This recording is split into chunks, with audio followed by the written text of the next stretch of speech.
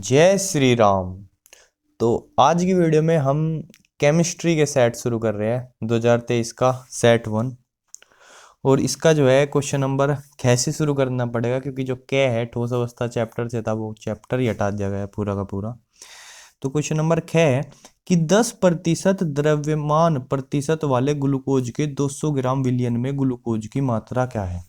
कि भाई देखो, जो विलयन है उसमें ग्लूकोज का द्रव्यमान 10% है और विलयन का कुल द्रव्यमान कितना है, 200 ग्राम है। तो 200 ग्राम का 10% कितना हो जाएगा, मेरे हिसाब से तो 20 ग्राम। ओके, तो ये हो जाएगा, ग्लूकोज की मात्रा हो जाएगी 20 ग्राम। अगला क्वेश्चन है कि एक अभिक्रिया के लिए वेग स्थिरांक की ये दे रखा है, ठीक है। तो अभिक्रिया की कोटि, अब वेग स्थिरांक से अभिक्रिया की कोटि कैसे पता चलेगी, तो वो पता चलेगा हमें इसके मात्रक से। इसके मात्रक पे गौर कीजिए एक सेकंड। अब इधर देखिए, जो वेग स्थिरांक यानी के का जो मात्रक है ना, के का मात्रक अभिक्रिया की कोटि के हिसाब से बदलता रहता है, ठीक है। और वो ऐसे हम लिख सकते हैं उसको मोल और लीटर इनवर्स इसकी पावर 1 माइनस एन। एन क्या है, अभिक्रिया की कोटि है, और बार सेकंड इनवर्स, ठीक है। अब देखो मेरा जो है मोल पे, तो इसके मात्रक में देखूँ अगर मैं, तो मोल पे तो इनवर्स है, ठीक है, और लीटर पे नहीं है। तो और इसमें यहाँ मोल लीटर इनवर्स है, तो अगर मैं एन की वैल्यू 2 रख दूँ, यहाँ एन बराबर 2 रख दूँ, तो क्या हो जाएगा, इसमें एन बराबर 2 हो जाएगा, तो 1 में से 2 जाके -1 बचेगा, यानी मोल लीटर इनवर्स इसकी पावर क्या है, -1 और सेकंड इनवर्स। तो ये क्या बन जाएगा, ये बन जाएगा मोल इनवर्स। मोल पे तो इनवर्स आ जाएगा और लीटर का इनवर्स चला जाएगा, तो लीटर कुछ नहीं लिखना बस, और सेकंड इनवर्स ये हो जाएगा। तो n बराबर क्या है, मेरा 2 है। तो मेरी अभिक्रिया क्या होगी, मेरी अभिक्रिया होगी द्वितीय कोटि की, द्वितीय कोटि की अभिक्रिया। अब अगला क्वेश्चन है कि क्षारक जो आरएनए में नहीं होता है। देखो, एडिनिन, गुआनिन और साइटोसिन, ये 3 क्षारक है। साइटोसिन हो रहा है, ये तीनों ये आरएनए में भी होता है और डीएनए में भी होता है। लेकिन ये जो थायमीन है, ये थायमीन केवल डीएनए में होता है, केवल डीएनए में होता है, तो आरएनए में नहीं होता। तो आरएनए में चौथा कौन होता है, आरएनए में चौथा होता है यूरेसिल। तो आरएनए के क्षारक क्या हो जाएंगे, एडिनिन, गुआनिन, साइटोसिन और यूरेसिल। और डीएनए के एडिनिन, गुआनिन, साइटोसिन और थायमीन। अगला है कैनिजारो अभिक्रिया प्रदर्शित करता है, ये क्या है, बेंजोइक अम्ल, टोल्यूइन और बेंजल्डिहाइड या फार्मिक अम्ल।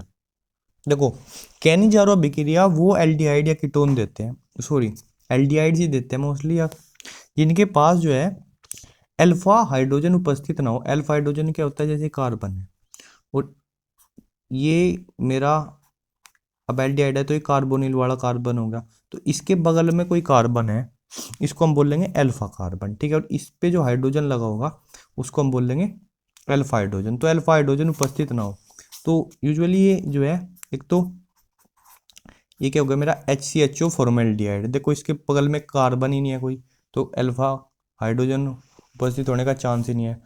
और दूसरा, और इधर बेंजीन, ये कौन होगा, ये होगा बेंजल्डिहाइड, ठीक है। तो बेंजल्डिहाइड भी रिएक्शन देगा। तो मेरे ऑप्शन में कौन मिल रहा था, बेंजोइक एसिड नहीं। टोल्यूइन क्या होता है, वैसे टोल्यूइन का फॉर्मूला पता है, बहुत सौ को नहीं पता होगा, CH3 और बेंजीन, ठीक है। मिथाइल बेंजीन का साधारण नाम क्या है, टोल्यूइन है, ओके। और फार्मिक अम्ल क्या होता है, HCOOH। IUPAC नाम क्या होगा इसका, मेथोनिक अम्ल। तो इनमें से जो कैनिजारो अभिक्रिया देगा वो है केवल बेंजल्डिहाइड। अगला क्वेश्चन है कि कार्बिल एमीन क्रिया देता है। तो कार्बिल एमीन क्रिया कौन दे रहा है इनमें से, कार्बिल एमीन क्रिया जो है केवल प्राइमरी यानी प्राथमिक यानी 1 डिग्री एमीन दे सकते हैं। अब एमीन 1 डिग्री क्या होता है, देखो ये जो इसमें NH2 समूह होता है, NH2 ये होता है 1 डिग्री एमीन, ठीक है। और NH ये होता है 2 डिग्री एमीन। इधर RR जुड़ा होगा कुछ भी, इधर RnH2, और अगर RnRR ऐसे है तो वो क्या होगा, वो होगा 3 डिग्री एमीन। तो इनमें से देखो, ये 1 डिग्री है तो ये देगा, ये क्या है, 3 डिग्री है नहीं देगा, ये 2 डिग्री, ये भी 2 डिग्री नहीं देगा, तो केवल ये 1 डिग्री एमीन है। अब अगले दो के कैक है, दोनों कटे हुए हैं। यह क्वेश्चन है कि उत्तर दीजिए कि किसी विलयन की जो चालकता है वो तनुता के साथ क्यों घटती है।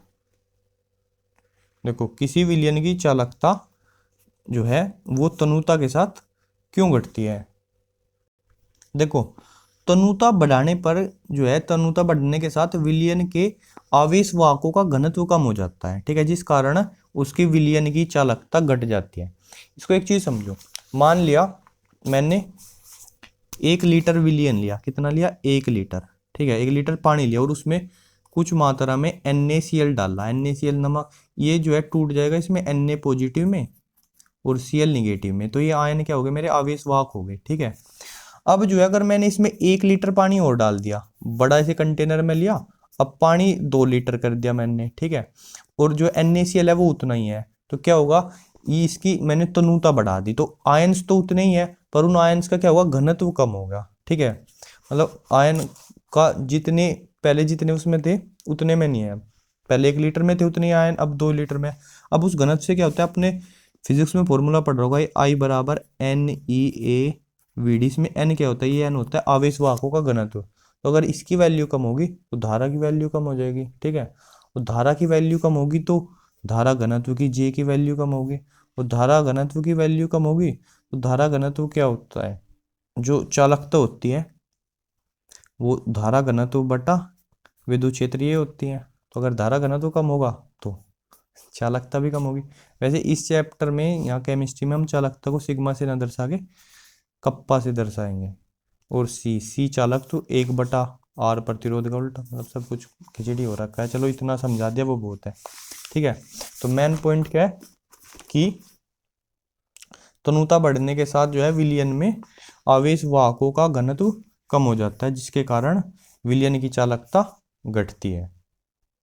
अगला है कि 298 केल्विन पर 0.20 मोल KCl होना चाहिए यहाँ पे, विलयन की चालकता 0.248 साइमन पर सेंटीमीटर है। इसकी मोलर चालकता क्या होगी?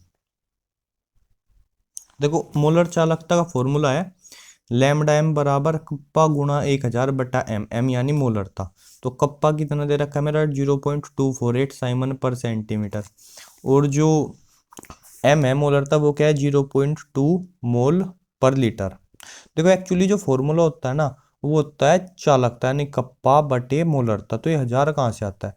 यहाँ पे अगर मैं पॉइंट नोट करो तो ये जो है, ये मोलरता दे रखी है मेरी मोल पर लीटर, यानी इसका आयतन जो है वो लीटर में है। लेकिन यहाँ पे जो मेरी जो कप्पा है वो क्या है? साइमन पर सेंटीमीटर है, ठीक है। और जो मेरा आंसर भी आएगा वो क्या होगा? Simon centimetre square mole inverse में। तो एक्चुअली हम इस लीटर को, आयतन को, सेंटीमीटर क्यूब में बदलते हैं, है ना। और 1 लीटर में होता है 1000 सेंटीमीटर क्यूब। तो वहां से इस फॉर्मूले में 1000 आता है, तो हम फिर इसको डायरेक्टली मोल पर लीटर वाली वैल्यू ही लिख लेते हैं। तो कप्पा की वैल्यू लिखी हमने 0.248 1000 और बटे मोलरता 0.2, ठीक है। ये 1000 से 248 हो जाएगा, फिर पॉइंट हटाएंगे, एक जीरो हटाओ और 2 से डिवाइड करेंगे तो वैल्यू आ जाएगी इसकी 1240 Simon centimetre square mole inverse. तो बस जिसके फॉर्मूला याद है ना जिसको, मोलर चालकता का, बाकी वैल्यूज ही पुट करनी है, कुछ नहीं है। अगला क्वेश्चन क्या है? अगला क्वेश्चन है कि प्रथम कोटि की अभिक्रिया दे रखी है, N2O5 से बन रही है 2NO2 प्लस 1/O2। ओके, इसमें कह रहा है कि इसकी जो प्रारंभिक सांद्रता है, इसकी प्रारंभिक सांद्रता थी 1.24 इंटू 10⁻⁻2 मोल पर लीटर, जो कि 30 मिनट के बाद रह जाती है 0.20 इंटू 10⁻⁻2 है भी मोल पर लीटर। तो 310 केल्विन पर वेग स्थिरांक की गणना कीजिए। दे रखा है log 10 6.2 की वैल्यू 0.7924। तो देखो, प्रथम कोटि की अभिक्रिया के लिए मेरे पास समय जो लग रहा है ना और जो वेग स्थिरांक है उनके बीच में संबंध क्या होता है? ये होता है यहाँ पर ए नोट जो है वो है मेरी जो उसकी पहले जो प्रारंभिक सांद्रता है, ए जो है वह उसकी बाद में जो सांद्रता है, टी है जो समय लगा, ठीक है। ये फॉर्मूला होता है के बराबर 2.303/t log base 10 A note by. तो भाई जिसको ये फॉर्मूला नहीं पता था ना अभी लिख लो, इसको कॉपी में नोट करो, ठीक है। अब क्या करा हमने, बस वैल्यूज रख दी, टी की जगह 30 रख दिया, और देखो टी मिनट में है तो के का उत्तर मेरा आएगा मिनट इनवर्स में। ओके, यहाँ पे इन नोट की वैल्यू रख दी ये वाली, और एक ही रख दी, पावर कैंसिल होगी, इससे कैंसिल करा तो ये log बेस 10 6.2 हो गया, और इसकी वैल्यू मेरे को ऑलरेडी इसने क्वेश्चन में ही दे रखी थी, ठीक है। अब देखो इसको आगे सोल्व करना था, तो पेपर में हम क्या करेंगे, इतनी लंबी गुणा तो करेंगे नहीं, तो इसको तो लगभग मैंने मान लिया लगभग 0.8, भाई 79 है, 0.8 के करीब है, और इसका लिख लिया बस केवल 2.3/30, इनकी थोड़ी मल्टीप्लाई करी, पावर ऐसे लिख लिया। अब देखो ये पॉइंट हटाया, ये पॉइंट हटाया, 10⁻⁻² कर लिया, और बाकी काटा पिट्टा, तो कुछ ऐसा मेरा ये आंसर आ गया, ठीक है। तो ये देखो मल्टीप्लाई वगैरह तो तुम कर लोगे, मेन चीज थी इसमें कि वैल्यू क्या क्या, ए नोट प्रारंभिक सांद्रता, ए जो बाद में सांद्रता बची, टी जो समय बचा, और ये फॉर्मूला जिसके याद है, तो बस ये वैल्यूज पुट करनी है ऐसे, and ton ton answer is here. तो अब इसके बाद जो है ये 3 का कै और खे, इसके दोनों पार्ट ये सब कट रहे हैं, ये जो है अधिशोषण वाले चैप्टर में से था वो भी कट रहा है, मतलब पृष्ठ रसायन चैप्टर था, और ये जो है पी ब्लॉक से। तो यू नोटिस कि केमिस्ट्री में ज़्यादा क्वेश्चंस कटे हुए फिजिक्स से। अब ये 3 का गे क्वेश्चन है कि द्विदंतुर तथा उभयदंतुर लिगेंड से क्या तात्पर्य है, ये क्या होता है, और प्रत्येक का एक उदाहरण दीजिए। तो ये देखो द्विदंतुर लिगेंड वो होता है जो लिगेंड केंद्रीय धातु परमाणु या आयतन को 2 ओर से इलेक्ट्रॉन देता है, जैसे ये है ऑक्सीलेटो C2O4, ठीक है। तो ये इस ऑक्सीजन से भी देगा इसको इलेक्ट्रॉन, और इस ऑक्सीजन से भी देगा, 2 जगह से इसको इलेक्ट्रॉन देगा। दूसरा जैसे इथिलीन डाइएमीन है, ये इस नाइट्रोजन से भी इसको इलेक्ट्रॉन देगा, और इस नाइट्रोजन से भी, तो ये 2 ओर से इलेक्ट्रॉन देता है, उसको बोलते हैं हम द्विदंतुर लिगेंड। दो एग्जाम्पल दे दिए हमने।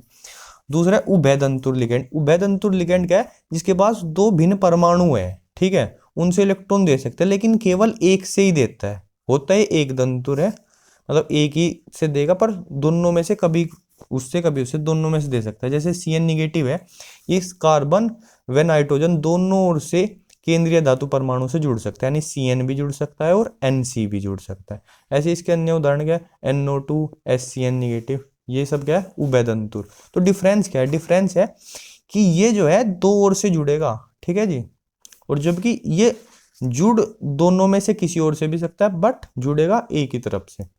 तो यार स्क्रीनशॉट वगैरह ले लो और नोट कर लो इसको, देखो बहुत रंगीन तरीके से लिख रखा है मैंने, है ना। अब अगला क्वेश्चन देखते हैं, एग्जाम्पल देख लो ये। अगला क्वेश्चन क्या है, अगला क्वेश्चन कह रहा कि डी ग्लूकोज तथा डी फ्रुक्टोज की संरचना में अंतर स्पष्ट करो। डी ग्लूकोज और डी फ्रुक्टोज की संरचना में अंतर क्या है। तो जी देखिए, ये हमने इधर बना दिया डी ग्लूकोज और इधर बना दिया डी फ्रुक्टोज। इसको भाई रट लो ना अच्छे से, मस्त तरीके से समझे। ये OH भी देख लो, पहले इधर राइट साइड, फिर एक लेफ्ट, फिर राइट, ठीक है। इसमें अब डिफरेंस क्या है, इसमें देखो ये एल्डिहाइड समूह है CHO, और इसमें जो है कीटोन समूह है, ठीक है। इसमें एल्डिहाइड समूह दिख रहा है, इसमें कीटोन। अब देखो आप इस OH को देखो, ये OH जिस कार्बन से जुड़ा है वो कार्बन सिर्फ एक ही कार्बन से जुड़ रहा है, यानी ये OH जो है वो प्राथमिक है, ठीक है, प्राथमिक OH ग्रुप है, एल्कोहल ग्रुप। बाकी ये OH जिस कार्बन से जुड़ा वो 2 कार्बनों से जुड़ रहा है, ये जिससे जुड़ा वो भी, ये जिससे जुड़ा ये भी, ठीक है। इसमें अगर हम देखें ऐसे ही, तो ये OH जिस कार्बन से जुड़ रहा वो एक कार्बन से जुड़ रहा, ये OH जिस कार्बन से जुड़ रहा वो एक कार्बन से जुड़ रहा। तो देखो डी ग्लूकोज में जो है मेरे को एल्डिहाइड समूह मिलता है, जबकि डी फ्रुक्टोज में क्या है, कीटोन, ये कीटोन लिखा हुआ है, ठीक है। ये ई ऊपर से आके इसमें इसके नए में मिल गया, बट ये लिखा हुआ है कीटोन। तो इसमें क्या है, डी फ्रुक्टोज में मेरा कीटोन समूह। इनको 2-2 3-3 बार अच्छे से लिख लो कॉपी में, ताकि ये संरचना याद हो जाए। ये देखने के बाद वो पढ़ेगा ही नहीं है सब, कहेगा यार इसको तो आता है, ठीक है। आगे क्या है, डी ग्लूकोज में जो है एक ही 1 डिग्री OH समूह है, जबकि डी फ्रुक्टोज में 2-2 है, ठीक है। तो दिस इज देयर डिफरेंस। एक इसकी जो संरचना होती है वो पायरानोज होती है, इसकी फ्यूरानोज होती है। गोल संरचना वो भी बना के देख लियो, पर एक एक नंबर में है शायद, तो इतना तो बहुत है, इतना हमने बता दिया एक या दो में।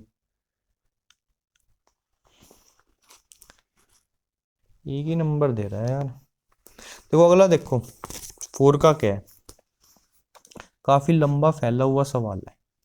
क्या कह रहा है कि एक तो है 0.1 मोल लीटर इनवर्स का केसीएल का विलियन है, ठीक है, भरे हुए एक चालकता सेल है, उसका प्रतिरोध जो है वो 100 ओम है। ओके, अब एक दूसरा विलियन है 0.02 मोल लीटर इनवर्स का केसीएल का, इसकी जो प्रतिरोधकता है वो 500 में। एक्चुअली ये प्रतिरोध कहना चाहता है, क्योंकि ओम जो है वो प्रतिरोध का मात्रक है, और अगर प्रतिरोधकता कहता तो भाई फिर ओम मीटर लिखता मात्रक, ठीक है। तो जैसे यहाँ प्रतिरोध है 100 ओम, यहाँ भी प्रतिरोध ही बोलना चाहिए इसको, 100 ओम। तो 0.02 मोल लीटर इनवर्स का जो केसीएल विलियन है, इसकी जो है मेरे से पूछ रहा है चालकता और मोलर चालकता परिकलित कर भाई, ये बोल रहा है मेरे को। इसकी चालकता बता मेरे को क्या होगी, और इसकी मोलर चालकता। बाकी कह रहा कि जो 0.1 मोल लीटर इनवर्स का केसीएल विलियन है, उसकी चालकता दी है इसने ये 1.29 साइमन मीटर इनवर्स। यानी देखो, सबसे पहले हम 0.1 मोल लीटर इनवर्स वाला केसीएल विलियन लेते हैं। इसमें आर तो दिया था इसने 100 ओम, ठीक है, प्रतिरोध 100 ओम है, तो इसका उल्टा चालक तो कितना हो जाएगा, 1/100 ओम इनवर्स। इस ओम इनवर्स को ही हम साइमन भी बोलते हैं मेरे भाई, ठीक है।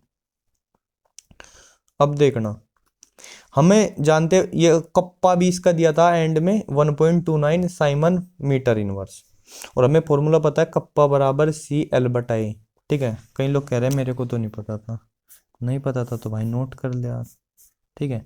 ये कप्पा है विशिष्ट चालकता, ठीक है, और ये C है यह चालकता, ये उल्टा होता है विशिष्ट प्रतिरोधकता का, विशिष्ट प्रतिरोध का सॉरी, और ये उल्टा होता है खाली प्रतिरोध का, ठीक है।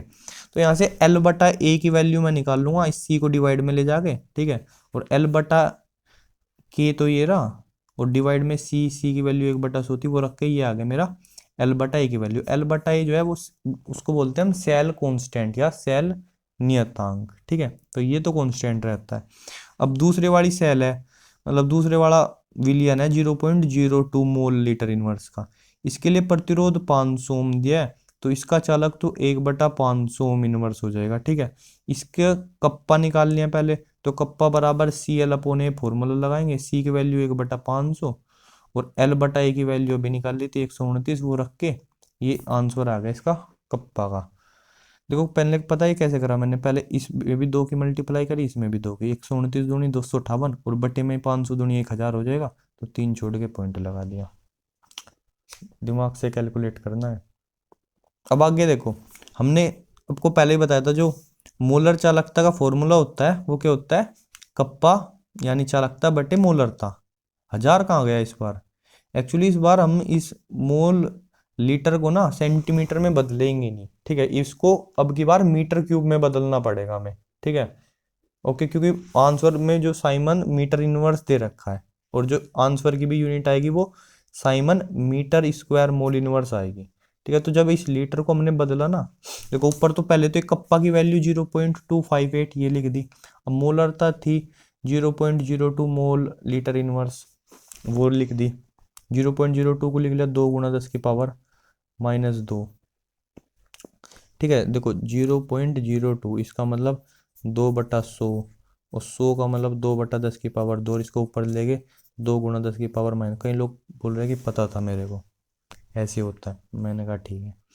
अब देखो 1 लीटर में 10⁻³ मीटर क्यूब होते हैं, ठीक है, और मीटर क्यूब से 1 मीटर इनवर्स गया तो क्या बचा, मीटर स्क्वायर बचा, ओके, और साइमन मीटर स्क्वायर और मोल इनवर्स।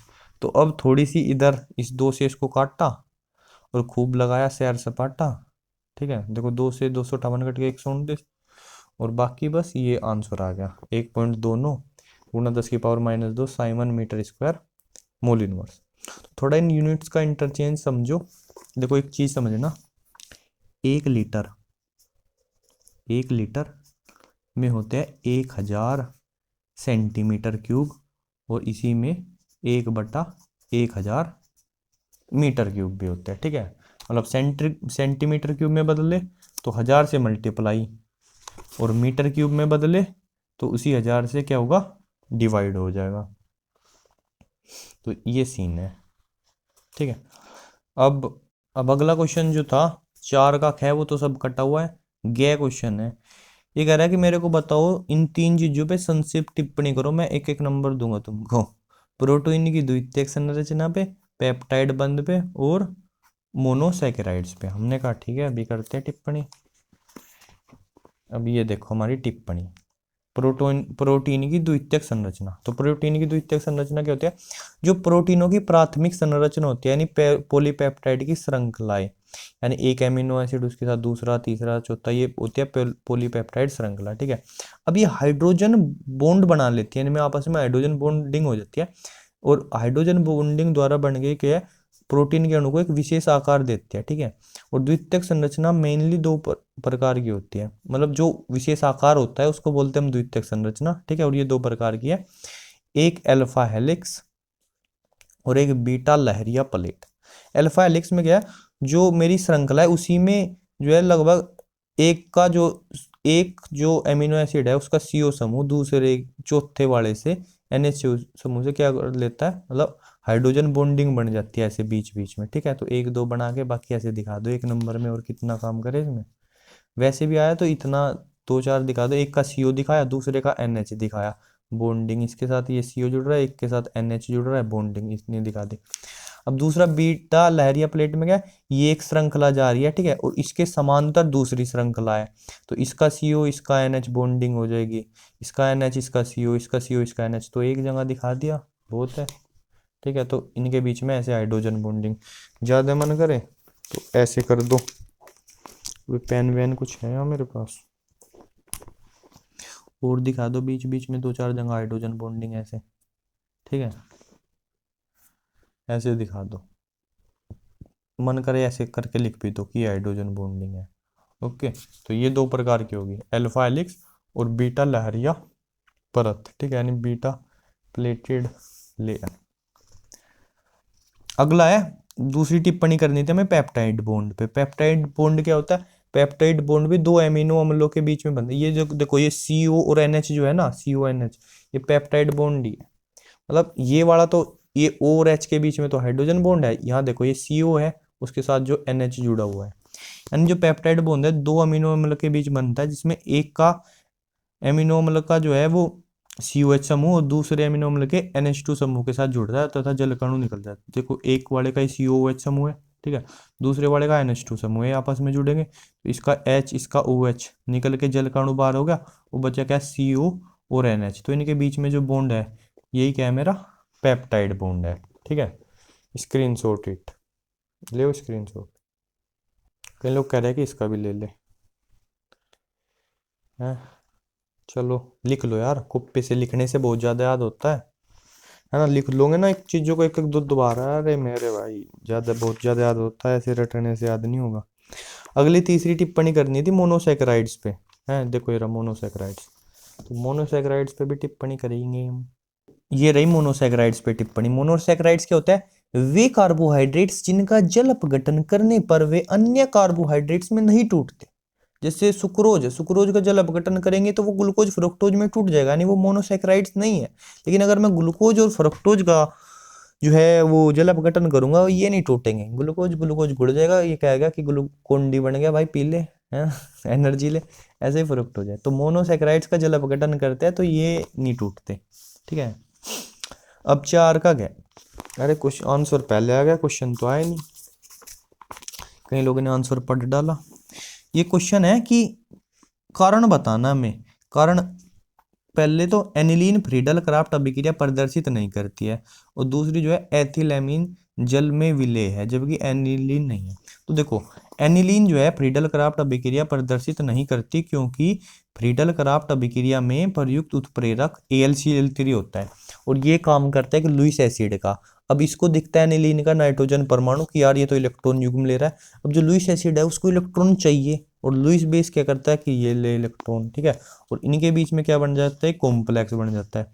ये एनिलीन है भाई, थोड़ा सा स्पष्ट दिखा दे यार, इनको तो दिख नहीं रहा कुछ, कई लोग को का तो चश्मा भी लगा हुआ है, 4 आंख है फिर भी नहीं दिख रहा उनको, ठीक है। तो भाई ये एनिलीन है ना, और ये LCl3 इसके लोन पेयर पे अटैक बोल देगा, ठीक है, और ये कॉम्प्लेक्स लवण बना लिया। देखो ये अम्ल, ये क्षार, बनेगा क्या, लवण, है ना, कॉम्प्लेक्स बनेगा। अब इसमें देखो नाइट्रोजन पे आ गया पॉजिटिव चार्ज। अब नाइट्रोजन कह रहे हैं मेरे पे पॉजिटिव चार्ज, मैं हूँ इलेक्ट्रोनिगेटिव एटम, मेरे पे पॉजिटिव चार्ज, तो ये बेंजीन रिंग से जो इलेक्ट्रॉन्स है उसको अपनी तरफ को खींचता है। तो नाइट्रोजन परमाणु पर धनावेश के कारण यह प्रबलता से बेंजीन रिंग के से इलेक्ट्रॉन खींचता है, जिस कारण अब आगे इसका एल्किलीकरण या एसिलीकरण, फ्रीडल क्राफ्ट में ये दो ही तो बिक्रिया होती है, एल्किलीकरण और एसिलीकरण, ये नहीं हो पाता। ठीक है, समझ में आया रीजन कि AlCl3 एनिलीन, एनिलीन का कई लोगों को तो एनिलीन ही नहीं पता था क्या होती है। बेंजीन पे NH2 समूह, एमीन समूह जुड़े तो एनिलीन होते हैं। ठीक है, तो ये इस पे अटैक करता है, इसके कारण ये कॉम्प्लेक्स बना लेता है, इस पे पॉजिटिव चार्ज है, कहता है इलेक्ट्रॉन दो मुझे, इलेक्ट्रॉन दो मुझे, इलेक्ट्रॉन दो, इसलिए इसके खींचता है, उसके कारण अब आगे कार्य, क्योंकि इधर कुछ निगेटिव चार्ज होगा तभी तो जो है कोई इलेक्ट्रॉन से नहीं इधर आएगा, जुड़ेगा, प्रतिस्थापित होगा। ठीक है, ये जो फ्रीडल क्राफ्ट अभिक्रिया क्या होती है, ये बेंजीन वाले की ये इलेक्ट्रॉन से नहीं प्रतिस्थापन अभिक्रिया होती है। पॉजिटिव हटाता है, उसकी जगह कुछ और जोड़ आता है, उसके लिए निगेटिव चार्ज मतलब इलेक्ट्रॉनों की उपस्थिति होनी चाहिए, और ये नाइट्रोजन जो कहता है कि उनको मैं खींच लूंगा, नहीं रहने दूंगा यहाँ पे कुछ भी। अगला क्वेश्चन था कि एथिलेमिन जो है जल के अणु के साथ जो है हाइड्रोजन बॉन्ड बनाता है। ठीक है भाई, एथिलेमिन है, इधर देखो, हाँ जी दिखाओ, तो देखो जैसे ही हो गया CH3, अरे कितना स्पष्ट दिख रहा है, CH2 NH2। ठीक है, ये और इधर है जल का अणु HOH, तो इधर से बोलेगा कि मैं हाइड्रोजन बॉन्डिंग कर लेता हूँ, इधर से बोलेगा हाइड्रोजन बॉन्डिंग कर लेता हूँ। ठीक है, तो इसके साथ हाइड्रोजन बॉन्डिंग करेगा, जुड़ जाएगा आसानी से। बल्कि जो लेकिन जो एनिलीन में है ना, एनिलीन में जो बेंजीन है, ये बेंजीन बोलते हैं कि मैं हूँ हाइड्रोफोबिक, हाइड्रोफोबिक यानी मेरे को हाइड्रो जल से क्या है, फोबिया है। ठीक है, मेरे को जल पसंद नहीं, जिस कारण ये जो है इसकी विलेयता बहुत ज़्यादा कम कर जाते हैं। मतलब ये हाइड्रोजन बॉन्डिंग बनाने की कोशिश करे, लेकिन ये कहते हैं अरे आई विल डोमिनेट। ठीक है, तो इसमें क्या होता है, एनिलीन में हाइड्रोफोबिक को बोलते हैं जल विरोधी। तो जल विरोधी बेंजीन वलय की उपस्थिति के कारण यह हाइड्रोजन बंध नहीं बना पाता, अतः इस कारण एनिलीन जल में विलेय नहीं है। खींच डालो स्क्रीनशॉट इसका भी। ठीक है, तो आई होप ये केमिस्ट्री का सेट भी आपको पसंद आया हो। ऐसे हम सेट्स अगर आप कहेंगे तो बहुत जल्दी जल्दी अपलोड करेंगे। ठीक है, तो पढ़ाई करते रहिए, और अब जो टाइम है ना, जितनी चीज़ों को सीखो उनको जितना बार रिवाइज करोगे, ठीक है, तो ये रिवीजन का टाइम है, रिवीजन करो मस्त दबा के। जय सिया राम।